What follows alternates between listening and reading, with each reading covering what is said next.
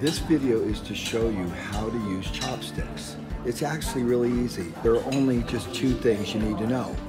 First, you put the chopstick in here, maybe about 1 inch out from there. You lay the chopstick from in the crotch of your hand across that fingertip. Now the thumb holds pressure on it, so now it doesn't move. Firm pressure. Then with light pressure, you take the second chopstick, you lay it across this finger. The thumb applies light pressure right at this point, and that allows you to move the chopstick just like that, okay? So all you're doing is moving the one finger.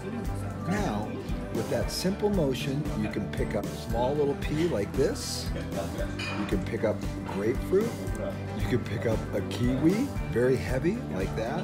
You can pick up a round tomato. You can lightly take apart some logs and pick it up. Remember, 2 steps. This one doesn't move. Pressure from the thumb. This one, light pressure, creates this movement right there.